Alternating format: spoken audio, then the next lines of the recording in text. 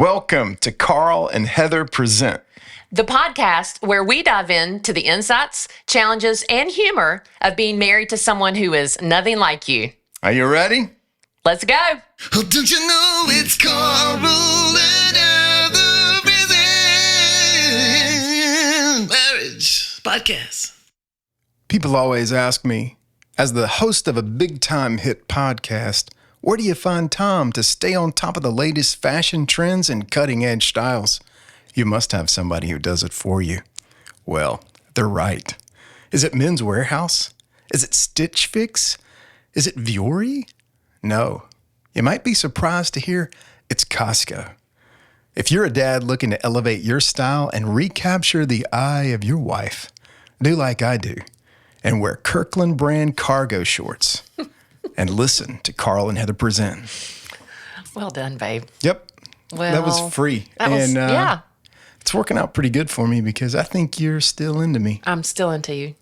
Especially in your Costco cargo shorts. Yeah. And how are you doing? You Check know, in with me. I feel like I have just lit myself on fire, meaning Is it the perimenopause? partially perimenopause, partially because we live in the South, and it is I feel like I'm standing at the threshold of hell. Yeah. To quote Clark Griswold from my favorite movie of all times, but it is so hot here.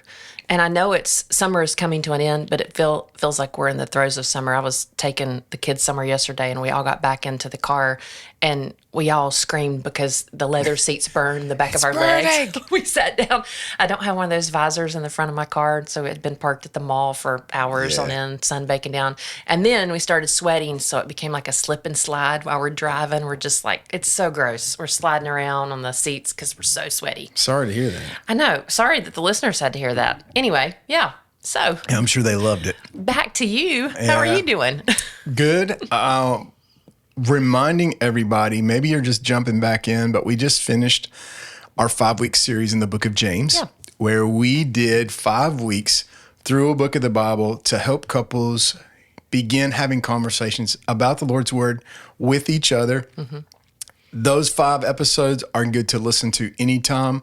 You can get a free couples guide to the book of James at our website, carlandheather.com. You can download it and then listen to those 5 episodes with your spouse and go through that. So that's pretty cool. I had a lot of fun doing that with you. Yeah. It was great. If you are listening with your spouse and you want prayer, Heather and I pray for marriages all the time. We love to support and encourage you on your journey, just like you support and encourage us on our journey.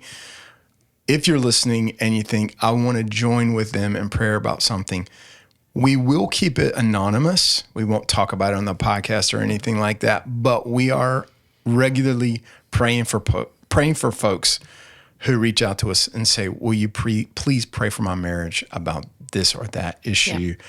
You can send your prayer request to hi@carlandheather.com, hi@carlandheather.com. That's the best place to send your request, and we would love to pray for you. Yeah, it is an honor. That's one of the best parts about this podcast for us. So, okay, well, I mentioned end of summer, right? And I say end of summer, even though it feels like we're in the middle of summer, but we are kind of coming to an end. The end of summer seems to be the hottest. Yeah, it is, especially in this area for sure. But I feel like for a lot of us, it kind of marks a season of transition.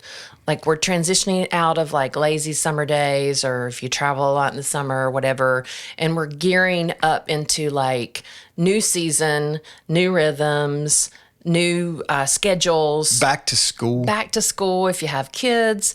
It feels for me kind of like a midway point in the year. You know how like when you do New Year, you're doing this reset? It feels kind of like a second reset of the year. Like if my year's divided into 2 parts, it's like I have New Year's Day, but then I kind of have second New Year's Day like around this time. Is it time to make a mid-year's resolution? Maybe. I mean, something like that. But, you know, I'm a planner girl, like meaning I like to have a paper planner. Oh, I'm aware of this. I know you know this about me, but a lot of planners go. Nerd alert. Okay. A lot of planners start in July or August. Like a lot of them start midway through the year instead of starting in January. Mm-hmm. So anyway, just thought I'd throw that out there. other people are thinking that way too, not just me, right? So, but it's time to think, okay, what's new for Make the fall? sure you What are we order gonna your planner now so that the Pony Express can bring it to you before December. Shut it. I love my planner. It's so great. Anyway, feels like in this halfway point, it can be a good restart for some things because we are starting back, like I said, new patterns, new rhythms, new schedules, that kind of thing. So I think it also can be true in our marriages because for me, and I think for you, wouldn't you say we sometimes operate on like just autopilot? A lot of the time. We can get there. And I don't think it's not intentional. I don't sit there and think, I'm going to put my marriage on the back burner. I'm not going to think about this and I'm going to hope it grows. Yeah. It's just like all these other things come into play and it just happens. Like I have so many urgent things to take care of the to-do lists that I neglect, like the most important thing. Yes. Okay. I think we all do it. And so today we're going to talk about that. We're going to talk about the most important thing. We do that every week, but specifically getting the spark back. Getting the spark back in your marriage. Yeah. And presuming that you've lost it. Maybe you're sparking it up on a regular basis. But right. But here's why I think this can be helpful for everybody, because maybe you're like, this completely relates to me. I've lost my spark. We've lost our spark. Okay.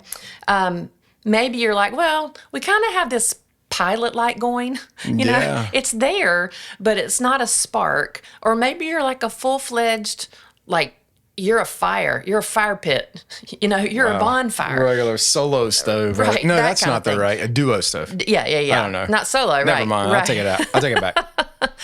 I think this episode, though, is going to have something for everybody as it relates to getting the spark back. Yes. I think there's two things we need to do. Number one, if you want the spark back, you go ahead and admit, I'm not where I want to be. While there are seasons for your marriage, your marriage might take a back seat at times. You the baby, a newborn baby, a stressful time at work, your kid's schedule, or like you get a sick kid and there's like the bug is going through your house for 2 or 3 weeks, which every family with children has experienced that. Those are things that are seasons. And sometimes it's totally within the realm of reason to say, hey, we're focused on something else. We're not like eye to eye with each other. But seasons should last a couple days, a couple weeks, a couple months at the most. Right. If you're in a lull where you feel like your fire is going out and you're not doing anything to reignite it, you kind of got to say, hey, I need to admit that I'm not where I want to be. And that's the one thing we need to start with. The second thing is we're not talking about putting a Band-Aid on a festering wound. This is for those who might be stuck in a rut, but not those needing some outside help or counsel. If you're there and you're in a real bad place relationally, emotionally, spiritually in your marriage, we encourage us all the time, but seek the help of a trusted professional, a spiritual role model, your pastor, somebody who's within your church or your community who you trust that can help really start to get some healing going. What we're going to talk about today, though, is if you've kind of just gotten into that mundane autopilot vibe with your marriage, but you've thought to yourself, I wish there was more. I think we could get there. Yeah. One of the things that we always say is don't feel your way into an action. Act your way into a feeling. So that's what we're going to talk about a little bit today. Okay. I think because our comfort zones, places that we feel comfortable in, are good and safe. Like comfort zones are good and safe. But nobody grows in a comfort zone. You might need times to stay in those, and it's seasons, like we talked about seasons. You know what I want to do? I want to go to the danger zone. Do you want to sing a song right now? Okay. Here's the reality, though. If we stay in a comfort zone, because you hear people say that, like, we've been married for 40, 50 years, and we just finish each other's sentences. We do the same thing. We eat the same. She's like an old pair of shoes to me. Right. I just put them on. She's leathery and worn out. I feel that way. It's I feel very that comfortable. deeply. Okay. But, I mean, babe, you're the one relationship, and if you're listening, like your spouse, it's the one relationship that's going to stay with you. Our parents are going to pass away. If your parents have not already passed away, at some point they probably will. Your kids, guys, news alert, your kids are going to grow up and they're going to leave you and they're going to start their own families, and that's good and that's right. But this relationship is the one that's going to be with me for 50 plus years. This marriage relationship, by God's grace. Us. And I want to grow towards you, not away from you. I want to get to a point where I'm always like discovering the new Carl and figuring you out and pursuing you. I don't want to like drift apart as we move forward in our marriage. You know, I don't want to do that. So, all right, so what are we going to do? So we're going to talk about 5 ways to get the spark back. Let's go. Let's do it. Okay, and I want to start with this verse. It is really one of my favorite verses, and I've committed it to memory because I love it so much, because I think it's the Lord saying to me, you need to remember this, Heather. In my whole life, but specifically in my marriage, and it's Philippians 2, 3, and 4. All right. And it says, do nothing out of selfish ambition or vain conceit, but in humility consider others, aka your spouse, better than yourself. Each of you should look not only to your own interests, but also to the interests of others. Your attitude should be the same as that of Christ That Jesus. doesn't even have the word spark in it at all. It does not. But the idea behind all of these 5 ideas to get the spark back is that you have to think, this is not about me. This is about my spouse. So here's the first one. All right, let's go. Switch it up. The number 1 way of the 5 is switch it up. And I'm talking about sex. Okay. Okay. We're going to dive right into the biggie. First off, switch it up. And here's what I mean by that. Okay. Don't missionary. Do not go anywhere like that. You just got weird. Okay. It's not weird. Not weird, but like too much. I can't. Okay. It's the least weird. You might have to, in this case, we've mentioned this concept before that we've learned from family life, but it's calendar your companionship. All right. And typically we use that for like date night language. Like you might need to calendar your companionship for dates so that you make sure it doesn't, 2 or 3 weeks don't slip by and you're like, oh, we haven't had a date. I feel like the same is really true for your sex life too, right? Okay. Okay, so you might need to put that on the calendar for certain times if you're not great, if you're like, that's kind of fallen to the wayside in these hot summer months. I'm going to talk to my women for a second though. Here's what I mean by switching it up for women. It might mean, ladies, for you, thinking of that verse, Philippians 2, like, how can I serve my husband? It might be asking yourself, when's the last time I bought some lingerie that he would like? When is the last time I've invested in something that he would like so that I can change things up a bit? I recently had a friend and we were talking, and she's a part of a small group at her church, and her women's small group gets together every year, and all the different women's groups in the study she's a part of get together, and for Christmas, they go have like a Christmas brunch, all the women. They decided, though, their particular group said, instead of using our money to go and buy brunch, we're going to skip the brunch, and we are going to go to Victoria's Secret together, and we're going to each buy our husbands a piece of lingerie. And she said it was so fun because they went together and they were like, do you think you'd like this? I don't know. You think this would look good on me? I'm sure it'd look great on you. He's going to love it.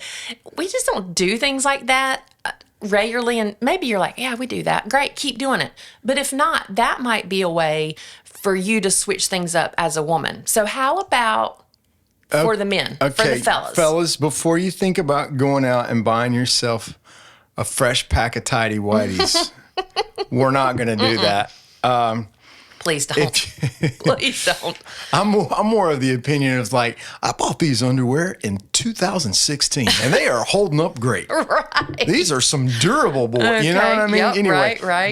that doesn't matter to her. No. Here's the deal. If you want to bring the spark back into your relationship, I have learned this so true about me. You're not necessarily interested in me and my latest moves or like what I think would be impressive to you. The way that I get to switch it up with you and the way I honestly get you more interested in me sexually is to touch your heart before I touch your body. I think the best foreplay, it's hard to remember, but it's a valuable lesson to learn. The best foreplay can be everything you do before you get to the bedroom. Learning to play the long game with you is the way I need to remember to switch it up, because I can be impulsive. Like I'm like, right now, let's go. You're different in that way. Sure. I know that if I take my time with you, even like all day, just being interested in you, touching your heart, reaching out to you, being open myself with you, you find those kinds of things in me to be the most attractive. So number one way of igniting the spark is switch it up a little bit. Switch up the way you think, switch up the things you're willing to try. Yeah. Hey, we want to take a minute and thank you so much for listening to the podcast. This is more than just a podcast, it's a ministry. Since launching, we have heard from so many listeners who are finding hope, practical help, and a renewed desire to fight for their marriage. Heather and I will always believe that helping people with their marriage is really about pointing them to Jesus as the ultimate hope and healer. So if you've been blessed by this ministry and you want to help us keep it going, would you consider a gift of support? Your gift is tax deductible and it goes directly towards producing episodes, sharing truth, and reaching more couples who need it. To give, go to carlandheather.com/give. Enter your information there. Let's all get together on purpose. Thanks for listening, and now back to the conversation. Absolutely. Okay, what's number 2? Number 2, stop the scroll. What's that mean? Find a new activity to pursue together, and really stopping the scroll is get off of your phone. There's nothing in the last 20 years that has caused relational division and really just isolation than scrolling on your phone. You can walk into the restaurants. Yeah. I go into airports. We travel all the time together. We're in airports. Everybody in airports, they're looking down. They're not looking up. So when it comes to your marriage, even you and I can be guilty of sitting in the same room and missing an opportunity to connect with one another. We're scrolling on our phones. We're just looking, not for something. We're not trying to find something out. We're just kind of consuming. So stop the scroll and invent a new way to connect with each other. We're not connecting with each other on our phones. What can we do? Just ask yourself the question, what can we do to spark this relationship up? Let's first begin by putting this phone down and then saying, would you want to go on a walk with me? Every night after dinner, we want to go on a walk. Or for the first 15 minutes after you get home from work, that's time for us. We're going to do something, be quiet. We're going to make time to do something new instead of just letting all of our old habits just kind of absorb all of our time. And then we're like, man, we're so bored. We don't have anything to do. Yeah. It's because we need to repurpose some of our time and stop in the scroll. Maybe some of you guys need to like pick a project together, work on something together, like writing a book or something. Yeah. You know, our David and Eileen, our friends, do this well. They have a garden together. He likes to build. She likes to plant. So he's built all the kind of trellises for their garden and that kind of thing. And she loves to do all the planting. And so that's like just a great example of that, of a hobby that they can do together and they're utilizing their gifts. I think that's a great way. So, okay. All right, what's next? We're stopping the scroll and then we're going to change the game. Dun, dun, dun, Change dun, dun. the game. Here's what I'm talking about. Your date nights. First of all, if you're not having them, start having them. How often should we have them? I would say you're connecting at least once a week. Okay.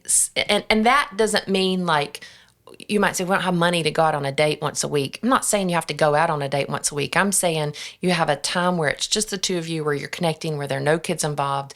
Might be on your back deck after the kids go to bed. It might be, figure it out. Just figure out what that means. But at least once a month, you're having an extended date night. And it can be dinner, it can be a long hike, it can be anything like that. But if you're not doing it, start doing it. If you're already doing it, switch it up. Change the game. We're talking about re-sparking the romance. Yes, change it up. You and I are like, well, I'm not going to speak for you. I am a creature of habit. Like you could probably, do you know, you could order for me at every restaurant we go to? Absolutely. Yeah, you know exactly what I want. Chicken nuggets. No, it's not chicken nuggets. I'm just kidding. But you can order for me everywhere just because I like the same. I'm more like consistent like that. Yeah. So this one's more challenging for me because I would say I would be the safe bet. A couple weekends ago, you have a friend that lives, near us, but has a business about 45 minutes away. And his business was at a farmer's market. And so we decided for our date that week, we were going to drive to the farmer's market. We probably passed 3 farmer's markets that were in towns to go there. And then we bought a breakfast sandwich that he has. He owns a bakery in this farmer's market. And then we drove home. So it took us a few hours. We were there. It's not the point that like we could have just as easily gotten a breakfast sandwich 5 minutes from our house and saved all that time and have been more efficient with that date, right? Yeah. It's the idea that we listened to a book on Audible on the way there and the way back. We talked and walked around and looked at all the other, displays while we were at the farmer's market. And it was just a lot of fun. We connected in a way that we normally would not have connected because we changed the game. And so I think we default to predictable, or the path of least resistance, right? But those things rarely come with new memories. Yep. The path of least resistance rarely creates new memories and fun stories and new shared experiences. So if you want something different, do something different. Maybe you do an activity for a date night. Push-up contest. Different activity. No. Okay. If you always go to dinner, maybe go to a concert. If you don't like music, take a hike, literally. Paint together, go to a museum, that kind of thing, Those are just my ideas. Yeah, those all sound a little bit to me like kind of girly dates. Mm-hmm. It will also be great if you did do a push-up contest with your husband. Okay. Maybe you went to a UFC fight. Maybe you're like Buffalo Wild Wings. Maybe it's together, like you watch a fight or Waffle House. Okay. You're like most of the time you will not darken the door of a Waffle House. This is true. What if you just switched it up to Waffle House? And we had a totally new experience, and because of that experience, you're like, I like this guy. I like it. Okay, I'm open to doing that. The whole idea is everybody should be open to doing something. Be open to changing the game. Change the game. Okay, the 4th of 5 important points: dream big together. Dream about where you hope to be in 5 or 10 years. Sit down with a pen or paper, write it down. And this is important because sometimes we get wrapped up in the present and we forget to dream together about the future. We forget to dream together about what it could be like. That's what hope is. It's realizing where you are and then putting some energy into imagining where you could be. This podcast came out of something like that. Mm-hmm. We had what I like to call a forced staycation. That is such a nice way of putting it. That caused us to sit back and ask each other, if we could do anything, what do we want to do together? If we could do anything, let's dream about what it would be like. And this podcast was born out of a dreaming session, and we're almost coming up on a year of having done it every week, doing this new thing together. And I got to say, it's because of that dreaming session that we got a little bit closer over time. Closer maybe than we've been in a long time, because in our case, it was forced on us. Mm-hmm. But in any case, when we sit down to say, all right, I want to dream with you about what's next. Mm-hmm. You might do it 5 minutes in the morning and dream about your day. And then maybe once a year, like we do with the boys, we sit down and think, hey, what's this year going to be like? Mm-hmm. If we imagined a special future for our lives this year, what could we do to make that happen? Or what could we do to invite God's power in to make that happen? Mm-hmm. So dream big together. That's number 4. Okay. And finally, the last one is share the real story. Share the real story. And that is really just a way of saying, share your heart.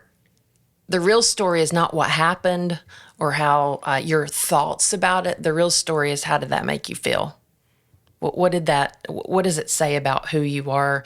And I will say this, babe, sometimes the most attractive thing about you is when I see that part of you. Because we laugh together a lot. Like, we've laughed together a lot today already before we recorded this. That comes easily for us. some of the things that don't come as easily is really sharing some fears or angers or hurts, not necessarily even with each other, but other things that have happened in our lives, right?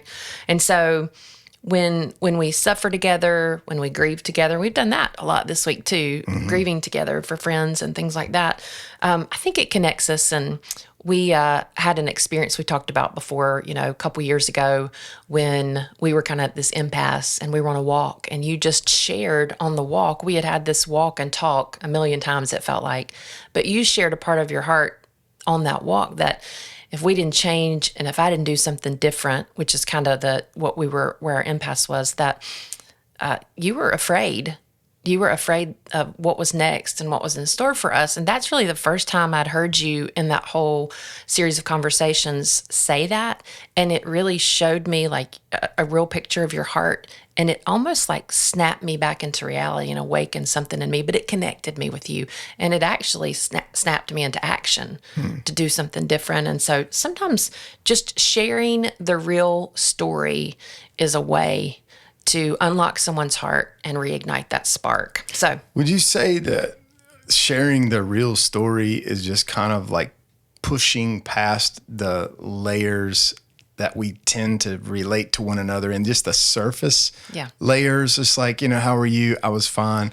What were your day? Here's a bunch of facts. Right. It's just, but for guys, that sometimes that's just really hard to do. So if I am demonstrating to you that I am sharing the real story, are you looking for me to really say how I feel about things more than you're just looking for me to say a list of facts? Yeah, oh, absolutely. And I think I would say two things to that. Number one, you have to be a good question asker to get the real story. I don't think you can just say, how's your day? And then, well, he never shares anything with me. I asked him how his day was and he said it was fine. Because you, honestly, if you said this before, sometimes when I ask, what are you thinking about? And you say nothing, that's true. Yeah. You're not, but that's not a good question. Right. Like, ask better questions. The second thing is, though, don't expect to go that deep every conversation you have, because that wears people out. And if the expectation is every conversation, I need to get this deep heart level from you every single time, and we can never have these, how's your day? It was fine. How's yours? It was good. Yeah. The problem becomes when that becomes the norm. Yeah. That we're always just sharing calendar information or sharing our schedules or what we did for the day, the recap of the day. I like how you positioned this, though, because I think not everybody's exactly alike, but we have stereotypes for a reason, and we have kind of archetypes for a reason. And I think women are more prone to be open and share their hearts more freely. Men more reluctant to do that and more focused on facts. You challenge the ladies to say, ask better questions, work a little bit harder to draw out your husband. I would challenge the men to be more open, be more honest, be willing to take not just the second step, but the third, fourth, fifth step into sharing how you feel, because super surprise here, the more you do that, the more your wife is open to you in every way, and the more that relational connection gets established. That's the kind of thing that wakes your wife up. I've seen it in my own life. I'm prone to forget it, but it's a reality. Yeah. Well, and I'll say just to both spouses, after those things happen, after you open up and after you continue to be open, you ask good questions, you continue to open up with each other, that is the most vulnerable space. And so be careful how you respond to each other in that. If you're dismissive, if you're not engaged, if you're the spouse that's receiving that information, you're not engaged, that can build up a wall that person's like, no, I tried this. This didn't work for me. I'm not doing that. Totally. Yeah. So let's recap real quick. Okay. The 5. Switch it up. We're talking about sex. Stop the scroll. Okay. We're talking stop scrolling on your phone, but stop doing the same activities that you've always done. Pick something else to find, a shared activity, new activity. Change the game. Date night. We're gonna change the game and do something different for our date night.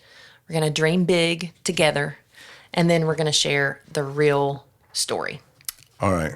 So I've got a special treat today. I've got my guitar with me. I love special treats. I No. love it when you play guitar too. This is.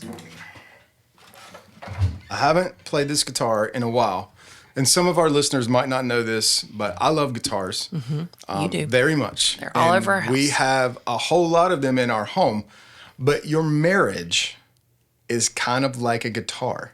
If you work to get good at playing it, it will become something you enjoy and others around you can enjoy. But if you neglect it, invisible external forces can cause it to go out of tune over time.